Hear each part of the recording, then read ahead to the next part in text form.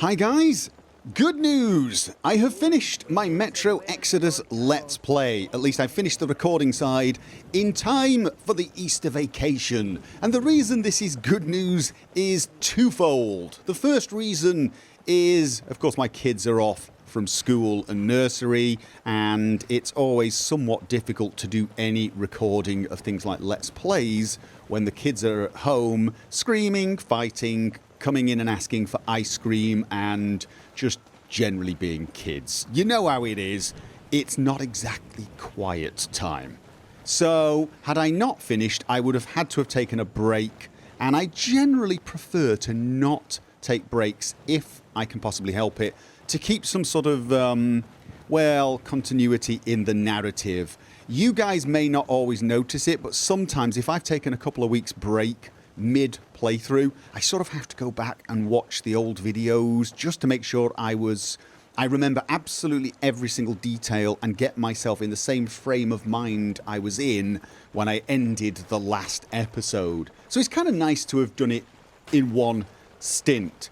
The second reason is I was going to have to start doing something else during the Easter vacation anyway, because I want to bring back Skyrim Special Edition Chapter 4 when Kingdom Come Deliverance ends, and that is pretty close to completion.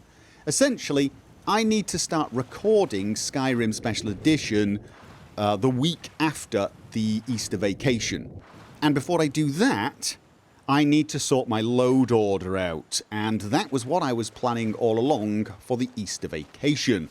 So, there you go. Good news, that is what I'm doing right now. I'm working on my load order. And you might be thinking to yourself, no you're not. You're running around a bloody swamp, doing absolutely nothing but chat to us. What are you talking about, you silly old man? I am actually working on the load order. What I'm doing right now is preparation. I'm running around the entirety of Skyrim. I'm going to go through all of the major holes to all of the major cities and just see what I can see, get a feel for how things look, how things are behaving, and what the performance is like. I'm looking for glitches, floating torches. I know there are a few of those in places. Some visual glitches like textures flickering and popping in. I get those in Windhelm. I'm just essentially running around and getting a feeling for how things are with my old load order. I'm basically making a baseline, and I will use this to judge my new load order. Once I've finished installing a lot of mods and updating things, I will repeat this process and see if anything major has changed, you know, performance-wise. Maybe I'll suddenly go into areas where I'll see the performance drop to 55 frames a second, and I'll want to know that that is a new thing, that I wasn't getting that sort of performance problem prior to any changes I've made. So that's what I'm doing right now. What I'm going to be doing once I've finished this is disabling Dindolod, because I almost certainly want to regenerate that, and I think I want to update Dindolod as well. I'm still amazed at how good Dindolod makes the distant terrain look.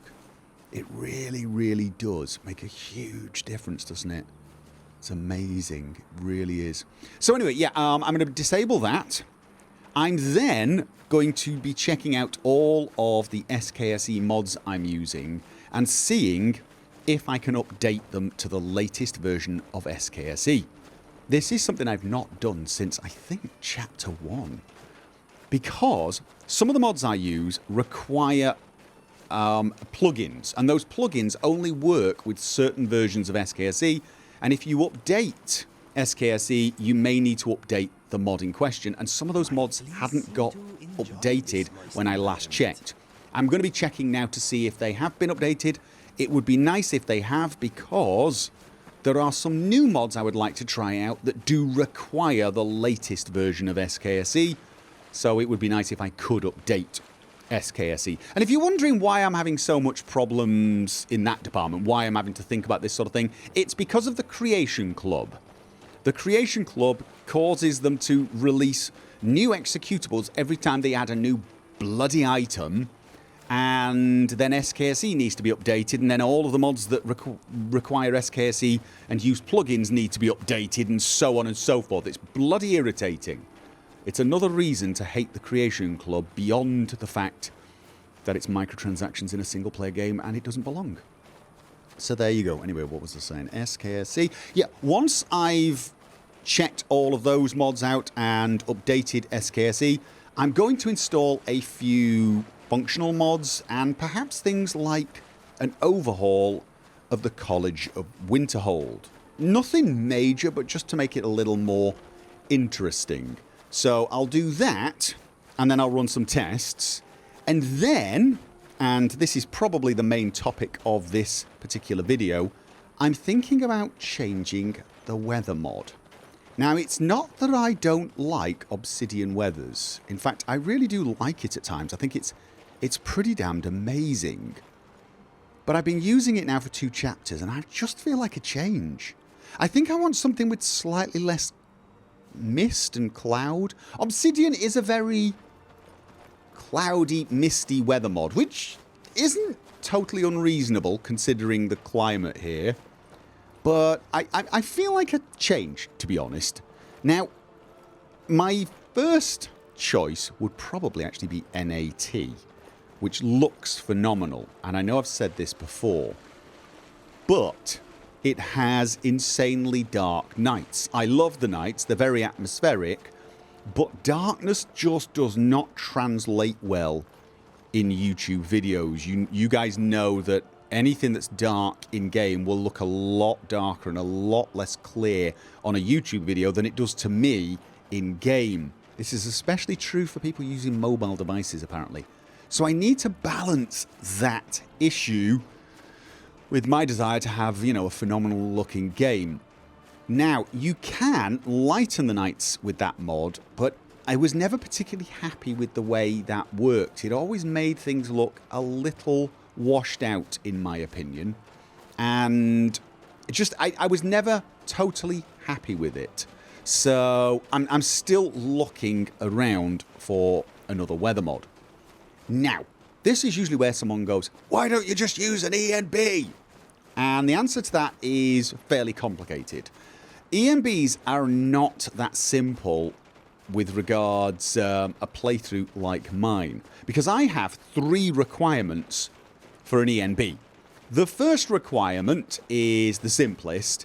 It shouldn't change the look and feel of the game too much. I don't want an ENB that makes Skyrim feel like a summer paradise, you know, a tropical paradise. I don't want one that adds tons of special effects and filters and makes it look like I'm playing in a dream state. I don't want it to make everything black and white or make everything have a red tint. All of these, you know, these sort of things that some people like, especially when they're making screenshots, but overall change the feel of the land. So I don't want anything that does that. The second requirement I have for an ENB is that it allow night vision without requiring some sort of scripting to turn off the ENB when I enable the night vision. This is a fairly obvious requirement for my playthrough, as Leonard does use a lot of night vision. The third requirement is the main problem, and that requirement is that the ENB does not... I'm sorry if... Oh, by the way, if I'm spinning and making you feel a bit dizzy, I'll try and stop that. That's a habit I do when testing the performance, because turning will... especially smooth turning will highlight any frame drops.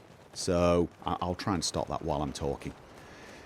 Yeah, so the third requirement is that the ENB does not change the lighting too much. It doesn't add too many lit areas or too many dark areas that are not in the vanilla game. And you might be thinking to yourself, wait, isn't that kind of half the point of an ENB? Yeah. The thing is, the way ENBs work is to change the lighting post-process.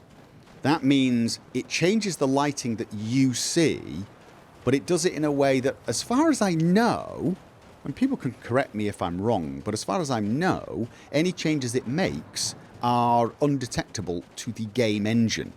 Which means an ENB can make an area dark, but the game will be unaware of that darkness. It can make an area light if it adds a light source, and I believe ENBs can now do that, but the game will be unaware of that light source. And this is a problem for a stealth playthrough, especially one with the mods I'm using to make sneaking harder, because light levels are critically important when detecting whether or not you are hidden. If the game has no idea that I'm in darkness and I think I'm in darkness, it might say, well, no, you're going to get spotted because it's bright as hell where you are, even though it looks dark to me, and vice versa. I need to be able to trust what I'm seeing. I need to trust that when I step into darkness, it's actual darkness that the game recognises, not just a sort of fake darkness that's been added via a post-process, i.e. the ENB. That obviously is a fairly, well, it's a fairly difficult one for most people to judge. I would actually say what I need is an ENB that doesn't really affect lighting too much and leaves lightness and darkness down to the mods I'm using. I'm already using a mod that makes dungeons darker. If I use a weather mod that changes the night to be darker, that would be preferable. If the ENB just focuses on making the shadows better, making ambient occlusion a little more believable, just generally improving the shading without radically changing too many things, I could possibly start using one. So as you can see, that is going to make use of an ENB somewhat more problematic for me.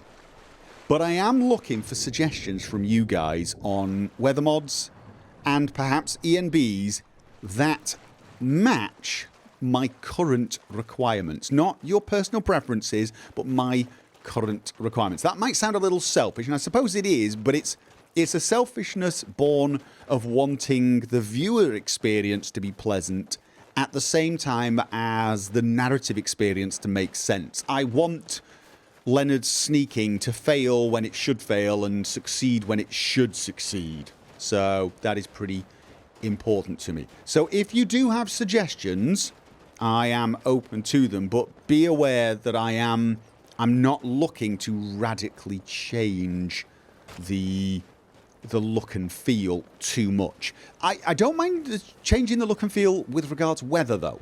So, for example, if it has slightly more clear weather, I don't mind that because, well, it's possibly because I've just gone through winter here in Norway, but I'm quite okay with the idea of having slightly more sunny, clear blue skies, just you know, a little more frequently. Because I mean, I'm not saying this isn't beautiful and incredible, because it is, but it's also a little less cheerful. And I know Leonard is not exactly a character that's famed for his cheerfulness, but sometimes it's just, well, it's just nice, isn't it, to wander out into the mountains of Skyrim, look around, and feel like you want to take a deep breath, take in the mountain air, and just feel good about life. You know? I'm sure you do. So that's it, basically. That's the purpose of this video. Just to let you know, I am working on Chapter 4. I'm starting to look at my load order. I'm going to be doing a lot of testing. I will be doing this very carefully. I know some people are a bit worried that I'm going to ruin my load order and ruin this Let's Play. I have no intention of rushing this. I'm going to be very, very systematic. I'm going to be taking backups. I'm going to be changing small things and then doing a lot of testing.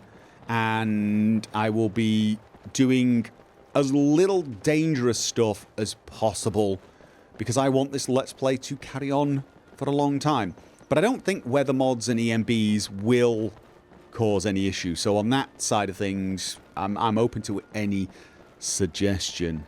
And I realise at this point I'm just sort of babbling on for the sake of it, because I don't really have a huge amount more to say. You know what the problem is here? I'm planning to do this for the next hour or so.